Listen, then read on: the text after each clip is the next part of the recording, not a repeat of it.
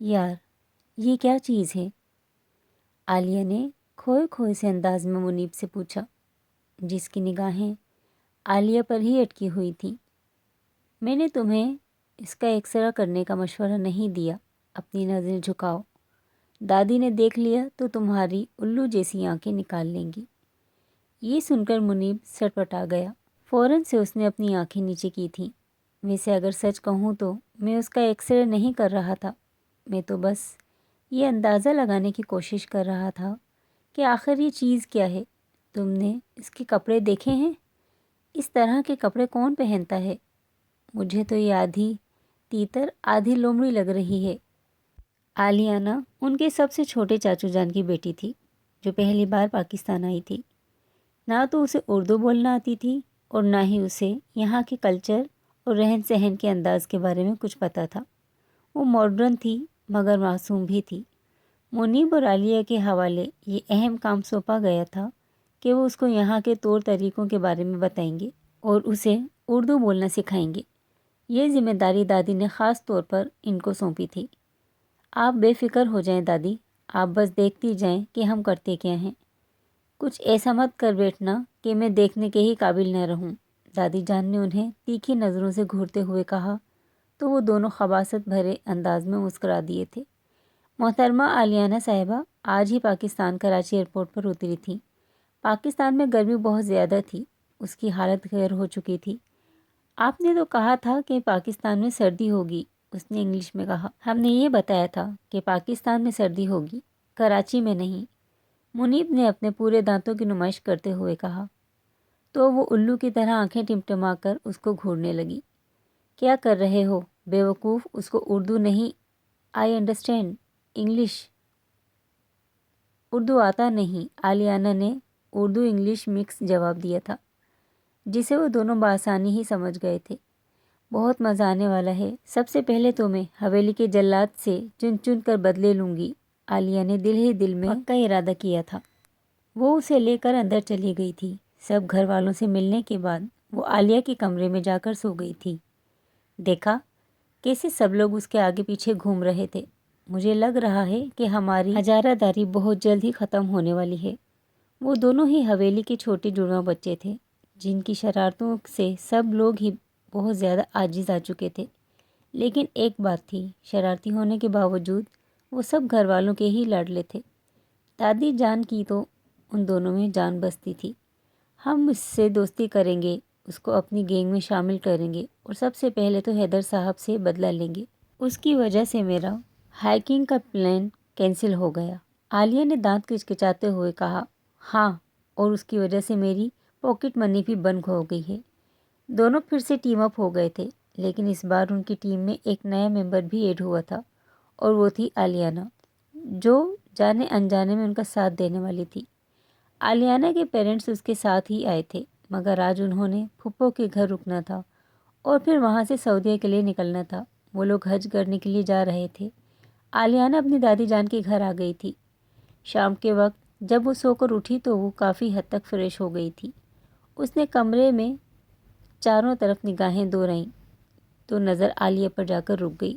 تم کیا پڑھ رہی ہو؟ اس نے ٹوٹی پھوٹی اردو میں پوچھا۔ دیکھو بی بی، مجھے انگلش آتی ہے، تم ایسا کرو مجھ سے انگلش میں بات کرو، خدا کا واسطہ ہے ہماری اردو کی ماں بہن ایک نہ کرو، میں تمہارے سامنے ہاتھ جوڑتی ہوں۔ عالیہ نے تیز تیز بات کی تھی۔ عالیانہ کو بالکل بھی سمجھ نہ آئی۔ جب عالیہ نے ہاتھ جوڑے تو وہ بھی ہاتھ جوڑ کر ہلکی سی اس کے سامنے جھک گئی۔ اسے لگا تھا کہ شاید ان کے کلچر میں شامل ہو۔ یہ دیکھ کر عالیہ کی ہنسی کا فوارہ پھوٹا۔ وہ اسے اپنے ساتھ بٹھا کر حویلی کے ایک ایک فرد کے بارے میں بتانے لگی تھی۔ جب حیدر کی باری آئی تو اس نے جو نقشہ عالیانہ کے سامنے کھینچا، عالیانہ کی آنکھوں میں خوف کے تاثرات نمودار ہو گئے تھے۔ بس تم اس انسان سے بچ کر رہنا، پر تمہیں اس سے ڈرنا نہیں ہے۔ اگر کبھی بھی کسی بھی مشکل میں پھنس جاؤ تو مجھے ایک آواز دے دینا، میں تمہاری مدد کے لیے پہنچ جاؤں گی۔ عالیہ نے اپنا ہاتھ اس کی طرف بڑھایا تو اس نے مضبوطی سے تھام لیا اور دھیمے سے انداز میں مسکرا دی۔ حیدر دن بھر کی تھکان کے بعد رات 12 بجے حویلی کے اندر داخل ہوا تھا۔ آج اس کی کنزیکٹیولی 4 میٹنگز تھیں۔ اب اسے اپنا سر پھٹتا ہوا محسوس ہو رہا تھا کہ اچانک ہی سنہرے بالوں والی لڑکی اس کے سامنے آ کر کھڑی ہو گئی۔ پہلے تو وہ سٹپٹا گیا، پھر وہ اپنے آپ پر قابو پاتے ہوئے اسے سلام کرنے لگا۔ عالیہ نے اس کے سلام کا جواب دیے بغیر ہی اپنے پورے دانتوں کی نمائش کرتے ہوئے کہا، تم ایک بہت ہی کھڑوس انسان ہو، مجھے تم سے مل کر بہت دکھ ہو رہا ہے۔ میرا دل کر رہا ہے کہ میں تمہیں پہاڑی سے دھکا دے دوں اور پھر وہیں تمہاری قبر بنا دوں۔ یہ لائنز اس نے بڑی مشکل سے یاد کی تھی۔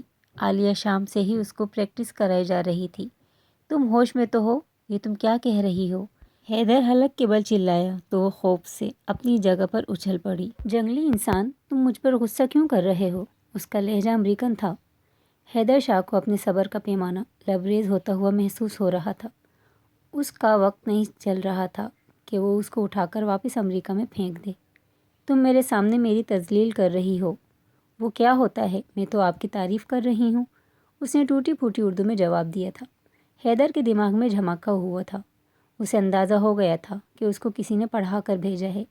اس نے اپنے چاروں طرف نگاہیں دہرائیں تو اس کی نگاہ ایک لال رنگ کے آنچل پر جا کر ٹھہر گئی، جو کسی عورت کا نہیں بلکہ اس کی رضائی بہن عالیہ صاحبہ کا تھا۔ عالیہ اور منیب، ابھی اور اسی وقت میرے سامنے آؤ۔ یہ سننے کی دیر تھی کہ دونوں ہی تھر تھر کانپنے لگے تھے۔ اس کو کیسے پتہ چلا کہ ہم یہاں موجود ہیں؟ جو تم نے اپنا ایشین فلیگ زمین کو بوسہ دینے کے لیے پھیلایا ہوا ہے، وہ اس کو دیکھ کر اندازہ لگا چکا ہے۔ چلو اب نکلو یہاں سے۔ جی بھائی، آپ نے ہمیں یاد کیا؟ عالیہ نے نارمل سے انداز میں سوال کیا تھا۔ اس کو تم نے کیا سکھایا ہے گھونچو؟ چپ کرو تم، ان کو کچھ مت بولنا۔ وہ پھر سے حیدر کے سامنے کھڑی ہو گئی تھی۔ اس نے مجھے کچھ نہیں سکھایا گھونچو، مجھے پتہ ہے کیا کہنا ہے۔ وہ مسکرا کر باتیں کیے جا رہی تھی۔ یا میرے اللہ، مجھے صبر عظیم عطا فرماؤ۔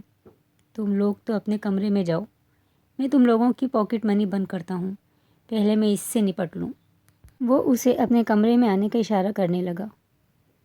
گھونچو رکو میرے لیے، اس کا گھونچو تو میں نکالتا ہوں۔ یہ تم کیا بول رہی ہو؟ اب کی بار اس نے انگلش میں سنجیدگی سے اس سے پوچھا تھا۔ میں تو آپ کی تعریف کر رہی تھی۔ مجھے پتہ ہے جب پاکستان میں کسی سے ملتے ہیں تو پہلے اس کی تعریف کرتے ہیں اور پھر اسے سلام کر کے اس کا حال پوچھتے ہیں۔ میں نے تو آپ سے آپ کا حال پوچھا ہی نہیں۔ کیسے ہو گھونچو؟ میں گھونچو نہیں ہوں تو پھر کیا ہو گھونچو؟ دوبارہ اگر تم نے مجھے اس نام سے پکارا تو میں تمہیں اسی کھڑکی سے باہر دھکا دے دوں گا۔ اس کی آنکھیں آنسوؤں سے بھر گئی تھیں۔ اس سے پہلے کہ اس کا باجا اسٹارٹ ہوتا، غیر ارادی طور پر حیدر نے اس کے لبوں پر ہاتھ رکھ لیا تھا اور اسے زور سے دیوار کے ساتھ لگا لیا۔ اس کے ہاتھوں کی گرفت بہت مضبوط تھی، وہ چاہ کر بھی نہیں بول پا رہی تھی۔ وہ ہلکا سا اس کے چہرے پر جھکا۔ دوبارہ مجھے اس نام سے مت پکارنا ورنہ تمہیں گھونچو بنا دوں گا۔ لیکن یہ تو آپ کا نک نیم ہے۔ میرا نام حیدر ہے اور مجھے اسی نام سے پکارا کرو۔ ٹھیک ہے گھونچو حیدر، ابھی اور اسی وقت جاؤ اور بالکنی میں جا کر کھڑی ہو جاؤ۔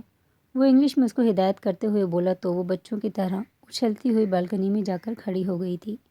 اپنے ہاتھ اونچے کرو۔ اس نے پرجوش ہو کر اپنے ہاتھ کھڑے کر دیے تھے۔ یہاں پر اس طرح سے مہمانوں کا استقبال کیا جاتا ہے۔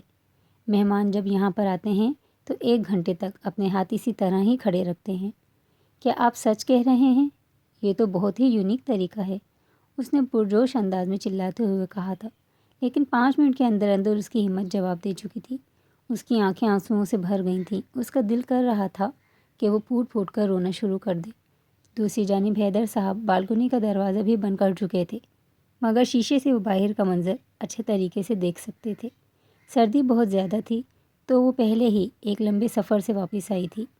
تایا جان جو کہ ڈرائیور کو ہدایت دے رہے تھے، جب ان کی نظر حیدر کی بالکنی پر پڑی تو ایک لمحے کے لیے انہیں لگا کہ ان کی آنکھوں نے کچھ غلط دیکھ لیا ہو۔ انہوں نے اپنی آنکھیں مسلیں مگر منزل تبدیل نہیں ہوا، سب کچھ ویسے کا ویسا ہی تھا۔ ان کے ماتھے پر بل پڑ گئے تھے۔ وہ لمبے لمبے ڈگ بھرتے ہوئے حیدر کے کمرے کے سامنے پہنچے اور زور زور سے دروازہ بجانے لگے۔ کیا مسئلہ ہے؟ کیوں آرام نہیں ہے تم لوگوں کو؟ اس نے کھا جانے والے انداز میں سوال کیا تھا، مگر سامنے اپنے بابا حضور کو دیکھ کر فوراً ہی دھیما پڑ گیا تھا۔ ابا جان، آپ اس وقت یہاں پر؟ وہ بچی کہاں پر ہے؟ کون سی بچی؟ یہاں پر تو کوئی بچی نہیں ہے، وہ فوراً ہی مکر گیا تھا۔ مجھ سے جھوٹ مت بولو، میں نے خود اپنی آنکھوں سے اسے تمہاری بالکنی میں کھڑے دیکھا ہے۔ سب بچے تمہارے بارے میں ٹھیک کہتے ہیں کہ تم کسی ہٹلر سے کم نہیں ہو۔ بابا، وہ بس اتنا ہی کہہ سکا۔ وہ مجھ سے بدتمیزی کر رہی تھی، مجھے گھونچو گھونچو کہہ کر پکار رہی تھی۔ عالیہ اور منیب نے تو تمہیں ان کو سزا دینی چاہیے تھی۔ میری پیاری بچی کو سزا دینے کی کیا ضرورت تھی؟ میں نے اسے اس لیے سزا دی ہے تاکہ آئندہ وہ کچھ بھی بولنے سے پہلے 1000 بار سوچے۔ اگر تمہارے چچا کو اس بارے میں پتہ چل گیا تو وہ بہت غصہ ہوں گے، اور دادی کو پتہ چلا تو وہ تمہاری چمڑی ادھیڑ دیں گی۔ میں کسی سے بھی نہیں ڈرتا ہوں۔ میں جوتا اتاروں؟ تایا جان کا بلڈ پریشر جب ہائی ہوتا تھا تو انہیں کسی بھی چیز کی سمجھ نہیں لگتی تھی۔ جوتا اتارنے کا ذکر سن کر وہ بری طرح سے سٹ پٹا گیا تھا۔ جب تک وہ لڑکی اس کے کمرے سے باہر نہیں نکلی تب تک وہ اس کو کینہ توز نظروں سے دیکھتا رہا تھا۔ عالیہ صاحبہ نے کمرے میں پورا ٹیشو کا ڈبہ خالی کر دیا تھا۔ جب سے وہ آئی تھی آنسو بہائے چلی جا رہی تھی۔ اس کو بولو مت روئے، اس کے آنسو میرے دل پر گر رہے ہیں، منیب نے اپنے سینے پر ہاتھ رکھ کر ڈرامائی انداز میں صوفے پر گرتے ہوئے کہا تھا۔ اگر تم نے اس کے آنسوؤں کو اپنے دل پر لینے کی کوشش کی تو وہ دل نکال کر میں گٹر میں پھینک دوں گی۔ تم کتنی ظالم بہن ہو، اپنے بھائی کو اس طرح کی بددعائیں کون دیتا ہے؟ میں تمہیں بددعا نہیں دے رہی ہوں بلکہ وارننگ کر رہی ہوں، ورنہ تمہاری نیوز ہر اخبار کی ہیڈ لائن کی زینت بنی ہوگی۔ مجھے چھوڑو، اس کو خاموش کرواؤ۔ ارے میری پیاری بہن پلیز چپ کر جاؤ، عالیہ نے اس کے کندھے پر ہاتھ رکھتے ہوئے کہا۔ وہ گھونچو ہے، وہ گھونچو ہے، وہ گھونچو ہے۔ جس طرح سے چھوٹے بچے اسکولز میں ٹیبل نہیں سناتے، عالیہ بھی اسی طرح نان اسٹاپ شروع ہو گئی تھی۔ یار ہمیں معاف کر دو، ہم نے بس مذاق کیا تھا۔ تمہاری غلطی نہیں ہے، تم میرے دوست ہو، وہ میرا دشمن ہے، ہم مل کر اسے بدلہ لیں گے۔ اس نے پھر سے اردو کی ٹانگیں توڑی تھیں اور اس کو بولو، اگر یہ اسی طرح سے ہی کرتی رہی تو میری پیاری اردو معذور ہو جائے گی۔ اس کو بولو ہم سے انگلش میں بات کر لیا کرے۔ عالیہ نے جب اگلی بار منیب سے انگلش میں بات کی تو وہ آنکھیں پھاڑ کر کبھی اس کو دیکھتا اور کبھی عالیہ کو دیکھتا۔ یہی نقصان ہوتا ہے جب آپ میٹرک میں سینٹینسز یاد نہیں کرتے اور ایف ایس سی میں کلاسز بند کر کے اپنے دوستوں کے ساتھ سگریٹ پھونکنے کے لیے نکل جاتے ہیں۔ اب کیا تم مجھے طعنہ دو گی؟ نہیں، میں آپ کو غیرت دلانے کی ناکام کوشش کر رہی ہوں۔ دفع ہو جاؤ یہاں سے۔ یہ تمہیں آسان الفاظ میں یہی کہہ رہی ہے۔ وہ منہ بناتا ہوا وہاں سے چلا گیا تھا۔ مت بھولنا کہ میں تم لوگوں کا وہ ساتھی ہوں جس کے بغیر تم لوگوں کی ٹیم نامکمل ہے۔ تھوڑی ہی دیر کے بعد عالیہ سونے کے لیے لیٹ گئی تھی، لیکن نیند اس کی آنکھوں سے کوسوں دور تھی۔ اس کی 2 وجوہات تھیں۔ پہلی وجہ تو یہ تھی کہ محترم نے اس کی اچھی خاصی عزت افزائی کی تھی، اور دوسری وجہ یہ تھی کہ اسے شدید بھوک لگ رہی تھی۔ اس کے پیٹ میں چوہے دوڑ رہے تھے۔ جب بھوک کنٹرول نہ ہوئی تو اس نے عالیہ کو اٹھانے کی کوشش کی جو گھوڑے گدھے بیچ کر سو رہی تھی۔ اس نے ہمت کی اور اٹھ کر کمرے سے باہر نکل گئی۔ اسے کچن کا راستہ ہی بھول گیا تھا۔ انجانے میں احمد شاہ کے کمرے میں داخل ہو گئی تھی، جو کہ صوفے پر اطمینان سے ٹیک لگا کر بیٹھا گٹار بجانے میں مصروف تھا۔ شاہ حویلی کا ہر شخص ہی ایک سے بڑھ کر ایک تھا۔ احمد صاحب کا کچھ دن پہلے ہی بریک اپ ہوا تھا اور اب وہ اپنے آنسوؤں کو گانے کی مدد سے باہر نکال رہے تھے۔ اپنے سامنے انتہائی خوبصورت لڑکی دیکھ کر اسے اپنا پرانا عشق بھولتا ہوا محسوس ہونے لگا تھا۔ یہ کوئی حور تو نہیں ہے جو اللہ تعالیٰ نے میرے لیے بھیج دی ہے؟ اوہ آئی ایم سوری، عالیانہ نے اپنے امریکن ایکسنٹ میں کہا تو اس کے دماغ میں کلک ہوا۔ ارے یہ تو وہی ہے۔ اس کی ٹوٹی پھوٹی اردو سن کر وہ بہت زیادہ انجوائے کرنے لگا تھا۔ یہ بات تو ثابت ہو چکی تھی کہ حویلی کا ہر شخص ہی اس کی اردو سے لطف لے رہا تھا اور ہر شخص ہی اسے اپنے الفاظ سکھانے کی کوشش کر رہا تھا۔ رات کو 2 گھنٹوں تک وہ احمد کے پاس ہی بیٹھی اس سے باتیں کرتی رہی تھی۔ وہ اس کے لیے کھانا لے کر بھی آیا تھا اور اسے بہت سے اردو کے نئے الفاظ اور جملے سکھائے تھے، اور اب وہ بہت زیادہ ایکسائٹڈ بھی تھا کیونکہ ناشتے کی ٹیبل پر وہ اس کا پڑھایا ہوا سبق پڑھنے والی تھی۔ احمد نے اس سے یہ وعدہ بھی لیا تھا کہ تم کسی کو بھی نہیں بتاؤ گی کہ میں نے تمہیں اتنی اعلیٰ ترین اردو سکھائی ہے۔ اگر تم نے بتایا تو میں تم سے ناراض ہو جاؤں گا اور کبھی تم سے بات نہیں کروں گا۔ یہ سن کر عالیہ بیچاری کا دل دھڑکنا ہی رک گیا تھا۔ اتنا اچھا اور ہینڈسم کزن اگر اس سے ناراض ہو جاتا تو وہ بالکل اکیلی رہ جاتی۔ آئی پرومس احمد برو سن کر احمد نے اپنے سینے پر ہاتھ رکھا اور گرنے والے انداز میں بیڈ پر لیٹ گیا۔ وہ مسکراتے ہوئے کمرے سے باہر نکل آئی تھی۔ ٹکلے مجھے یہ جیم پاس کرو۔ ناشتے کی ٹیبل پر عالیانہ کی آواز سن کر سب لوگوں نے حیرت سے اس کی طرف دیکھا تھا، جو ٹکلا کسی اور کو نہیں بلکہ دادا جان کو کہہ رہی تھی۔ بچوں کے لیے ہنسی ضبط کرنا مشکل ہو گیا تھا۔ علی اور منیر نے تو اپنے چہرے نیچے جھکا لیے تھے۔ عالیہ وہاں سے اٹھ کر کچن میں پانی لینے کے لیے چلی گئی تھی۔ ارے ٹکلے سنو نا، مجھے وہ جیم پکڑاؤ نا، بہت بھوک لگ رہی ہے، پھر سے اس نے اپنی ٹوٹی پھوٹی اردو میں کہا۔ جو الفاظ وہ نان اسٹاپ بولتی تھی اور جو جملے وہ رکے بغیر کہتی تھی وہ اسے اس کے کزنوں نے سکھائے ہوئے تھے، اور جہاں پر وہ اٹک جاتی تھی وہ اس کی اپنی اردو تھی جو اندر سے نکلتی تھی۔ عالیہ نا بیٹا، دادی جان نے اس کے ہاتھوں پر ہاتھ رکھا۔ ہاں چقندر بولو، وہ پھر سے معصومیت سے آنکھیں ٹمٹماتے ہوئے بولی۔ جب وہ اس طرح کے الفاظ ادا کرتی تھی تو اپنے دانتوں کی نمائش بھی کرتی تھی۔ جب تک اس کے 32 کے 32 دانت نظر نہیں آ جاتے تھے تب تک وہ اپنا منہ بند نہیں کرتی تھی، اور یہ سب کچھ بھی اسے اس کے کزنوں نے ہی سکھایا تھا۔ عالیہ منیب کے کانوں میں جھکی۔ اسے اب یہ سب باتیں کس نے سکھائی ہیں؟ میری تو رات میں اس سے ایسی کوئی بات نہیں ہوئی تھی۔ مجھے لگتا ہے کہ احمد بھائی کے ہاتھ چڑھ گئی ہے۔ دیکھو تو احمد بھائی کیسے مسکرائے جا رہے ہیں۔ وہ سمجھ چکے تھے کہ یہ کس کی شرارت ہے۔ یہ غلط بات ہے عالیانہ۔ غلط کیا ہوتا ہے؟ عالیانہ سمجھنے کے بجائے الٹا دادی جان سے سوال کرنے لگی تھی۔ دادی جان، مجھے لگتا ہے کہ یہ رونگ وے لے کر یہاں پر آ گئی ہے۔ اس کا راستہ جہنم کی طرف جاتا تھا۔ حیدر نے کرتے ہوئے کہا تو سب لوگ اس کو غصے سے دیکھنے لگے تھے۔ مہمان ہے یہ یہاں پر، مہمان کو بھی چاہیے کہ وہ تھوڑی سی عقل کا مظاہرہ کر لے۔ رات کو یہ مجھے گھونچو گھونچو کہہ رہی تھی تو کون سا جھوٹ بول رہی تھی؟ عالیہ کی زبان میں کھجلی ہوئی تھی۔ تم اگلے 3 دنوں تک اس حویلی سے باہر قدم نہیں نکالو گی۔ بیٹھے بیٹھے ہی اسے سزا مل گئی تھی۔ یہ زیادتی ہے۔ ٹکلے جیم دینا۔ دادا جان کو اس نے پکارا تو دادا جان نے جیم اس کے سامنے رکھ دیا۔ تم مجھے دادو کہہ کر پکارو، انہوں نے مسکراتے ہوئے کہا۔ نہیں، میں تمہیں ٹکلا ہی کہہ کر پکاروں گی۔ مجھے ٹکلا نام بہت اچھا لگتا ہے۔ مجھے معلوم ہے کس نے سکھایا ہے اس کو یہ سب۔ دادا جان تیش میں آ گئے تھے۔ ان کا چہرہ لال انگارا ہو گیا تھا۔ مجھے تو کچھ بھی نہیں پتا، میں تو رات کے 10 بجے ہی سو گئی تھی، اور میں 9 بجے۔ منیب اور عالیہ دونوں ہاتھ کھڑے کر کے اپنی اپنی حاضری لگوائی۔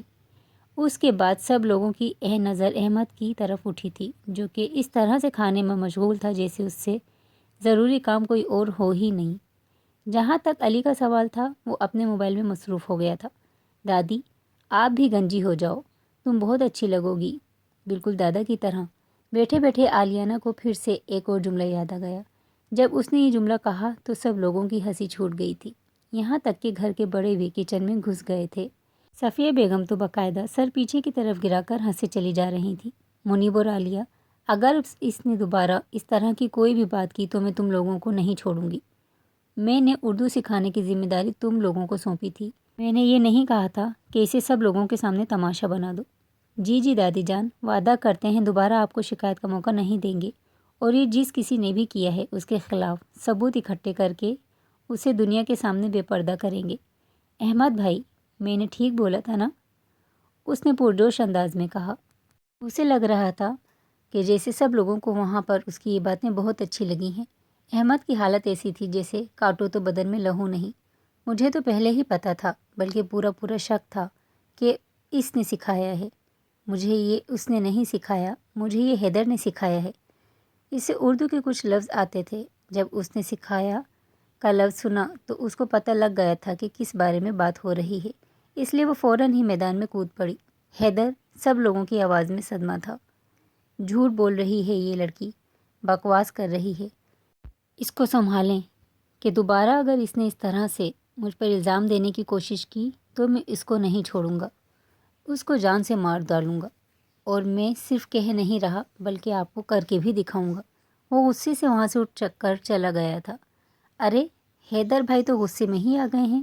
دیکھا دادی جان، آپ کا جو پتر شریف اور اچھا بنتا ہے وہ اندر سے پورا ہے۔ احمد چہک چہک کر بول رہا تھا، ورنہ تھوڑی دیر پہلے تک تو اس کی حالت خراب ہو چکی تھی۔ اسے اپنے اسٹوڈنٹ عالیانہ پر بہت فخر ہو رہا تھا، جو اس کی امیدوں پر پورا اتری تھی، اور ابھی وہ اس سے بہت سے کام کروانے کا بھی ارادہ رکھتا تھا۔ تم بہت آگے جاؤ گی میری پیاری اسٹوڈنٹ۔ وہ اس کے سر پر ہاتھ پھیر کر وہاں سے چلا گیا تھا، جبکہ وہ عالیہ اور منیب کے ساتھ باہر جا کر بیٹھ گئی تھی۔ ان دونوں کے ہی منہ بنے ہوئے تھے۔ تم لوگ رو کیوں رہے ہو؟ تم پلیز انگلش میں بات کرو۔ اگر تم اسی طرح سے اردو بولتی رہی تو واقعی میں ہمارے آنسو نکلنا شروع ہو جائیں گے۔ عالیہ نے باقاعدہ اس کے سامنے ہاتھ جوڑے تھے تو وہ کرسی کے ساتھ ٹیک لگا کر بیٹھ گئی تھی اور ان سے انگلش میں باتیں کرنے لگی تھی، جو کہ منیب کے سر کے تو اوپر سے ہی گزر رہی تھیں۔ میں نے ایک پلان بنایا ہے، میں اب حیدر سے بدلہ لوں گی۔ کیا تم سچ کہہ رہی ہو؟ ہاں، کل بھی اس نے مجھے تنگ کیا ہے، اس نے آج صبح بھی مجھے تنگ کیا، اب میں اس کو تنگ کروں گی۔ مجھے بتاؤ اس کا کمرہ کون سا ہے؟ یہ سن کر عالیہ کی بانسیں کھل گئی تھیں۔ مجھے بھی بتاؤ نا، تم لوگ کیوں ہنس رہے ہو؟ میں نے بھی ہنسنا ہے، منیب نے معصومیت سے منہ بناتے ہوئے کہا۔ عالیہ نے ایک زوردار مکہ اس کے پیٹ پر مارا تو وہ بیٹھتا چلا گیا، اور پھر عالیہ نے اسے ساری بات سمجھا دی تھی۔ وہ اس کے کمرے میں آ گئی، وہاں پر جتنی بھی چیزیں موجود تھیں وہ ان سب کو غور سے دیکھ رہی تھی۔ اس کی نظر ایک کارنر پر جا کر رکی جہاں پر پینٹنگ لگانے کے لیے جگہ بنائی گئی تھی۔ اگر یہاں پر پینٹنگ لگانے کے بجائے میں پینٹنگ بنا لوں تو کیسا رہے گا؟ اس نے سوالی انداز میں عالیہ کے چہرے کی طرف دیکھا تو وہ سٹپٹا گئی۔ تم پلیز یہ سب کچھ مت کرنا، حیدر بھائی بہت ہی غصے والے ہیں، اگر وہ غصے سے بے قابو ہو گئے تو ان کو قابو میں کرنا ناممکن ہو جائے گا، اور ایک بگڑا ہوا سانڈ لگتے ہیں۔ اس کے کمرے کی جو خالی دیوار تھی وہ وہاں پر نقش و نگار کرنے میں مصروف ہو گئی تھی۔ اس کی پینٹنگ اسکلز ویسے ہی تھیں جو نرسری کلاس کے بچے کی ہوتی ہیں۔ اردو کی طرح تو اس کی پینٹنگز بھی لنگڑی ہے۔ منیب نے چاروں اینگل سے اس پینٹنگ کو دیکھتے ہوئے کہا تھا۔ جہاں پر ایک لڑکا کھڑا تھا، اب یہ کون ہے؟ منیب کے پیٹ میں درد ہوا تو اس نے فوراً ہی پوچھ ڈالا، یہ حیدر ہے۔